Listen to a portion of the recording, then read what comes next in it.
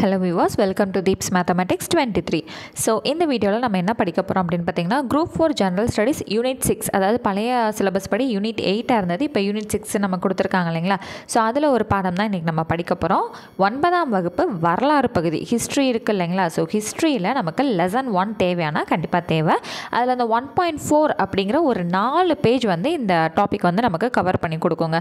இந்த 1.4 பழங்கால தமிழகம்னு இருக்கு இல்லையா, அதனால நமக்கு இந்த பாடம் தேவை. ஸோ இந்த பாடத்தோட தலைப்பு பார்த்தீங்க அப்படின்னா மனித பரிணாம வளர்ச்சியும் சமூகமும் வரலாற்றுக்கு முந்தைய காலம் அப்படிங்கிற தலைப்பாக இருக்கும். ஸோ ஆரம்பத்துலேருந்து நமக்கு தேவை கிடையாது.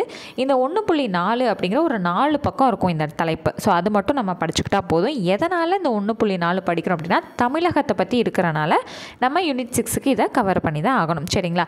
அதுவும் இந்த முதல்ல இருக்கக்கூடிய 2 பேஜ் இருக்குது இல்லைங்களா, இது நமக்கு ஒரு சின்ன பாக்ஸில் வந்து நமக்கு அடங்கிடும். ஸோ இந்த ஒரு பாக்ஸ் இருக்குது பார்த்தீங்களா, இதிலே ஃபுல்லாக வந்து அடங்கிடும். ஸோ அந்த முதல் 2 பக்கத்தை ஜஸ்ட் ரீட் பண்ணி முடிச்சுட்டு இந்த பாக்ஸை படிச்சிங்கனாலே உங்களுக்கு அந்த 2 பேஜ் வந்து கம்ப்ளீட் ஆகிடும். ஸோ என்னென்ன இருக்கும் அப்படின்னு பார்த்தீங்கன்னா பழங்கற்காலம், இடைக்கற்காலம், புதிய கற்காலம், இரும்பு காலம், பண்டைய வரலாற்று மற்றும் சங்ககாலம், இதுதான் வந்து அங்கே கொடுத்துருப்பாங்க.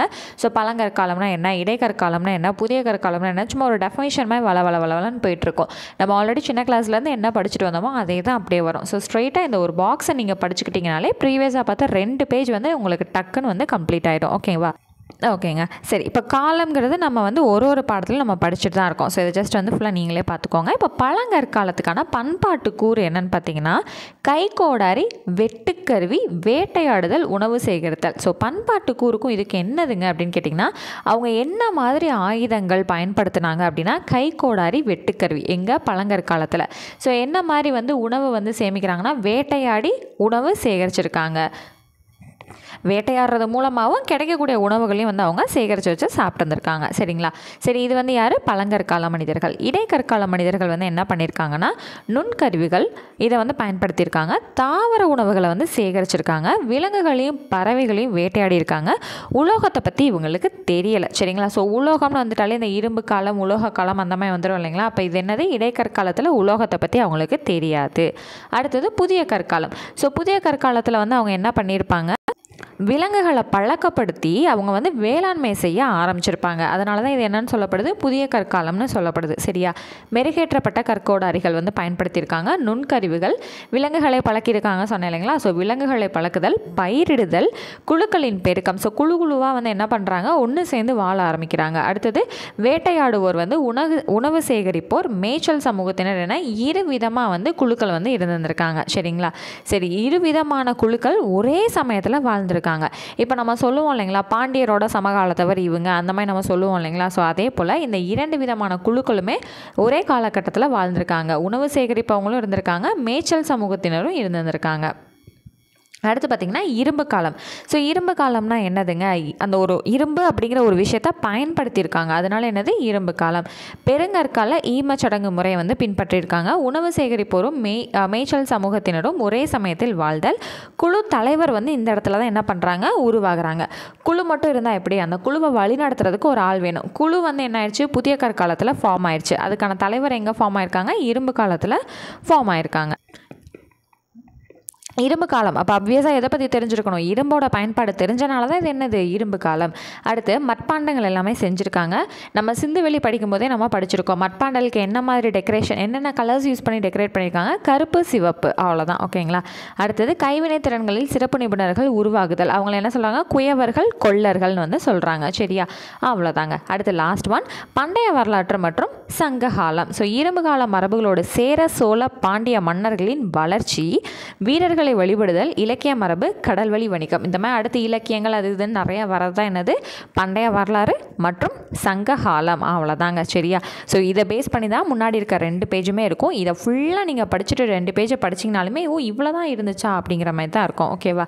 சரி, இந்த பாக்ஸுக்கு முக்கியத்துவம் கொடுத்தீங்கனாலே ஓகேவானதான். அடுத்தது லெமோரியாவும் தமிழர்களும். லெமோரியா அப்படிங்கிற ஒரு கண்டம் இருந்துச்சு அப்படிங்கலாம் நம்ம வந்து கேள்விப்பட்டிருப்போம் இல்லைங்களா.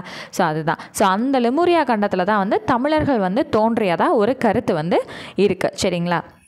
ஸோ இப்படிப்பட்ட ஒரு கருத்து 19ஆம் நூற்றாண்டில் தான் முன்வைக்கப்படுது, சரியா. சரி, அடுத்து வந்து பார்த்திங்கன்னா இதெல்லாம் என்னதுங்க அப்படின்னு கேட்டிங்கன்னா முன்னாடி வந்து பார்த்திங்க அப்படின்னா இந்தியாவுக்கும் இலங்கைக்கும் தரைவழி பயணமாக போயிட்டு வர்றதுக்கே இடம் வந்து நிலம் வந்து இருந்ததாகவும் அது வந்து கடல் மட்டம் உயர்ந்து அதை வந்து அப்படியே மூடிட்டதாகவும் வந்து ஒரு குறிப்புகள் வந்து சொல்லப்படுது. ஸோ அதை பற்றி தான் இங்கே வந்து கொடுத்துருக்காங்க. அவ்வளோதான். ஓகேங்களா? ஜஸ்ட் ரீட் பண்ணி பார்த்தீங்கனாலே புரியும். ஸோ இப்போ பார்த்தீங்கன்னா இந்தியா அப்படின்னு மீன் பண்ணும்போது கீழே வந்து யார் இருக்கா? நம்ம தமிழ்நாடு. ஸோ இங்கேருந்து நமக்கு வந்து இலங்கை கூட வந்து ஒரு தரைவழி பயணம் செய்கிறதுக்கான ஒரு இடமே இருந்ததாக வந்து சொல்லப்படுது. பட் வந்து இப்போ கிடையாது இல்லைங்களா? ஸோ அதை தான் ஜென்ரலாக வந்து கொடுத்துருக்காங்க. ரொம்ப டெப்த்தாக கொடுக்கல, ஜஸ்ட் ஒரு ஜென்ரலாக வந்து கொடுக்கப்பட்டிருக்கு. அவ்வளோதான். ஓகேங்களா? ஸோ அடுத்து வந்திங்கன்னா ஸோ இந்த பாக்ஸில் வந்து பாருங்களேன். ஸோ இதை பற்றி வந்து ஆல்ரெடி நம்ம Tamil book 9th standard Tamil புக்லேயே வந்து நம்ம படிச்சிருப்போம். 3வது எல்லை ஏறுதல் விதல் அப்படிங்கிற பாடத்தில் படிச்சிருப்போம். சார் ராபர்ட் ப்ரூஸ் பூட் அப்படிங்கிறவர் வந்து முதல் பழங்கற்கால கருவியை சென்னையில் பக்கத்தில் இருக்கக்கூடிய பல்லாவரத்தில் வந்து கண்டுபிடிச்சாரு அப்படிங்கிற விஷயத்த நம்ம படித்தோம் இல்லைங்களா? ஸோ இவர் தான் அந்த கருவி இதுதான். ஓகேங்களா? ஸோ அதுதான் வந்து படத்தோடு கொடுத்துருக்காங்க. அடுத்து குடியம் குகை அப்படிங்கிறது வந்து எங்கே இருக்குது? சென்னைக்கு பக்கத்தில் இருக்குது. ஸோ இதையும் படிக்கணுமானா படித்து வச்சுக்கணும். சரிங்களா? அடுத்து வந்து பார்த்தீங்கன்னா கொடக்கல் அல்லது குடைக்கல், தொப்பிக்கல், பத்திக்கல் இந்த மாதிரி வகைகள் எல்லாமே எங்கே காணப்படுதுன்னா கேரளாவில் வந்து காணப்படுதுன்னு சொல்லியிருக்காங்க. ஸோ இங்கே உள்ளதான் மனப்பாடம் பண்ணணும்னு அவசியம் இல்லை. பின்னாடி பார்த்தீங்கன்னா இமேஜ் கொடுத்துருப்பாங்க. நீங்கள் அந்த இடத்துல ஈஸியாக மெமரி பண்ணிக்கலாம். எங்கெங்கே இருக்குதுன்னு கேட்டிங்கன்னா இதுக்கு நெக்ஸ்ட் பேஜில் வந்து கொடுத்துருப்பாங்க. இங்கே பாருங்களேன். இப்போ மூடி உள்ள தாலி எங்கே கண்டுபிடிச்சிருக்காங்க? ஆதிச்சநல்லூர். ஸோ உள்ளுக்குள்ளே நீங்கள் தேடி மார்க் பண்ணி வச்சு படிக்கிறதுக்கு பதிலாக இதை இமேஜில் மார்க் பண்ணி வச்சு படிச்சிட்டிங்கன்னா உங்களுக்கு ரொம்பவே ஞாபகத்தில் இருக்கும். சீக்கிரம் வந்து மறந்து போகாது. ஏன்னா உங்களுக்கு இந்த இமேஜ் வந்து டக்குன்னு ஞாபகம் வரும். மூடி உள்ள தாலி. சரிங்களா? அப்போ அது எங்கே கண்டுபிடிச்சாங்க? ஆதிச்சநல்லூர். அடுத்தது கல்வட்டமும் நெடுங்கல்லும் எங்கெங்கே கண்டுபிடிச்சிருக்காங்க? கொடுமணலில் வந்து கண்டுபிடிச்சிருக்காங்க. சரியா? அடுத்தது வந்து பார்த்திங்கன்னா ஊர் கொடுத்துருக்கிறதெல்லாம் நமக்கு ரொம்ப ரொம்ப முக்கியமானது. கற்பலகைகள் கொண்டு உருவாக்கப்பட்ட கல்லறை எங்கே கண்டுபிடிச்சாங்க? கொடுமணலில் கண்டுபிடிச்சிருக்காங்க. அடுத்து கேரளாவில் இருக்கக்கூடிய கற்கள் பற்றி வந்து முன்னாடி இப்போ பார்த்தோமா படத்திலே கொடுத்துருப்பாங்க. ஈஸியாக படிச்சுக்கலான்னு சொன்னேன் இல்லைங்களா? அது இங்கே தான் வந்து இருக்குது. பாருங்களேன். கொடக்கல் அல்லது குடைக்கல் எங்கே? கேரளாவில். அடுத்தது என்னது? தொப்பிக்கல், அதுவும் கேரளாவில். அடுத்தது பத்திக்கல், அதுவுமே எங்கே கொடுத்துருக்காங்க? கேரளாவில் தான் வந்து கண்டுபிடிச்சிருக்காங்க. ஓகேங்களா? ஸோ உள்ளுக்குள்ளே நீங்கள் வந்து அதை மார்க் பண்ணி வச்சு இந்த இடத்துல நீங்கள் படிக்கிறதுக்கும் ஸ்ட்ரைட்டாக அந்த மாதிரி வந்து படத்தை பார்த்து படிக்கிறதுக்கும் உங்களுக்கு எவ்வளோ ஈஸியாக இருக்கும். லாஸ்ட்டு 3மே வந்து கேரளா தான். கொடக்கல் அல்லது குடைக்கல், தொப்பிக்கல், பத்திக்கல்ன்றது உங்களுக்கு ஒரு ஃப்ளோவில் டக்குன்னு வந்துக்கிட்டே இருக்கும். அந்த இமேஜும் உங்களுக்கு அடுத்தடுத்து ஞாபகம் வந்துக்கிட்டே இருக்கும். ஸோ இந்த மாதிரி இமேஜ் கொடுத்துருந்தாங்கன்னா இமேஜில் படிக்கிறது ஒரு பெஸ்ட்டான ஒரு விஷயம். சரிங்களா?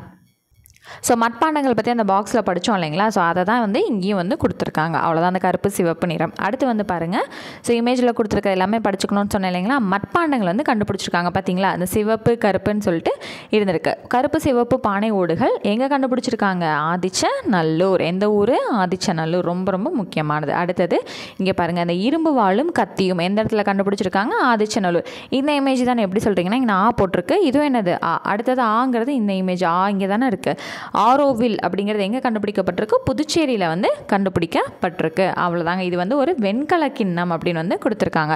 ஸோ இதில் ரொம்ப முக்கியமானது என்னது? எந்த ஊருங்கிறது எவ்வளோ முக்கியமோ அதே போல் இது என்ன கிண்ணம்? வெண்கல கிண்ணம்ங்கிறதும் நமக்கு ரொம்ப ரொம்ப முக்கியமான ஒரு பாயிண்ட்டு. அவ்வளோதாங்க. இந்த பாடம் வந்து நமக்கு கம்ப்ளீட் ஆகிடுச்சு. ஸோ 9th ஸ்டாண்டர்ட் லெசன் 1ல் 1.4ங்கிறது ரொம்ப ஈஸியாகவே நம்ம கம்ப்ளீட் பண்ணிட்டோம். இங்கே இருக்கக்கூடிய பாக்ஸ் எல்லாம் நீங்கள் படிச்சிங்கனாலே ஆல்மோஸ்ட் உங்களுக்கு வந்து பாடம் டக்குன்னு வந்து கம்ப்ளீட் ஆகிடுது இல்லைங்களா? ஸோ அவ்வளோதாங்க. ஸோ சிம்பிளாக இதுக்கான ஸ்டடி மெட்டீரியல் வந்து தேவைப்படுது அப்படின்னு நினச்சிங்கன்னா டிஸ்கிரிப்ஷனில் இருக்கக்கூடிய வாட்ஸ்அப் நம்பர் எடுத்து நீங்களும் நம்மளோட பேட்சில் ஜாயின் பண்ணி ஸ்டடி மெட்டீரியல்ஸ் அண்ட் ரெகுலராக டெஸ்ட் கொஷின்ஸ் எல்லாமே நீங்கள் கலெக்ட் பண்ணிக்கலாம். ஓகேங்களா? ஸோ அதுக்கான டீட்டெயில்ஸ் தெரியணும் அப்படின்னா டிஸ்கிரிப்ஷனில் இருக்க வாட்ஸ்அப் நம்பர் எடுத்து டெக்ஸ்ட் பண்ணி டீட்டெயில்ஸ் கேட்டு தாராளமாக நீங்களும் இப்போவே ஜாயின் பண்ணிக்கலாம். ஸோ நெக்ஸ்ட் கிளாஸில் மீட் பண்ணுறேன். தேங்க்யூ.